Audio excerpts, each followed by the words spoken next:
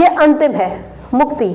यहाँ पर सभी क्लेश, सभी वृत्तियाँ, सब कुछ समाप्त हो जाता है और आत्मा यानी कि पुरुष और प्रकृति एक हो जाते हैं। एजुकेशन के हिसाब से आप और आपका लक्ष्य एक हो गया।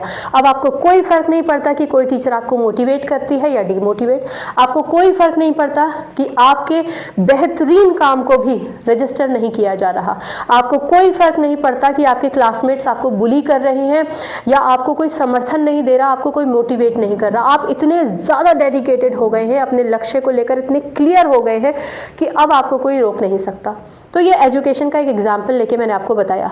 योग दर्शन के एजुकेशन के संदर्भ में ख़ास तौर से क्या बेनिफिट्स होते हैं वो एक सेपरेट लेक्चर में पढ़ेंगे।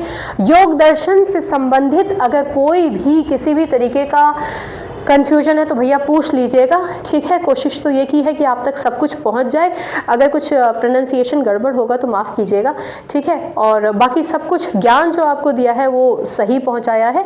अगर फिर भी अगर आपको लगता है कि कोई कन्फ्यूजन है, कुछ आपको पूछना है तो ज़रूर बता दीजिएगा।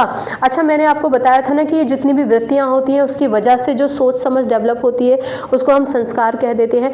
तो योग क्या करता है, इन संस्कारों के, इन चक्रों, वृत्तियों के चक्रों को तोड़ देता है, ठीक है ना, राइट। ये योग दर्शन करता है ना, खूबसूरत दर्शन।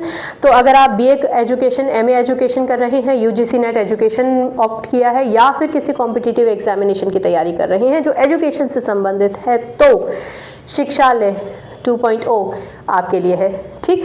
आज के लेक्चर में इतना ही। अगली बार मिलने तक अपना ख्याल रखिए, खुश रहिए, सकारात्मक रहिए, आपकी जीत होगी ऐसा विश्वास अपने अंदर बनाए रखिए। नमस्कार, खुश रहिए।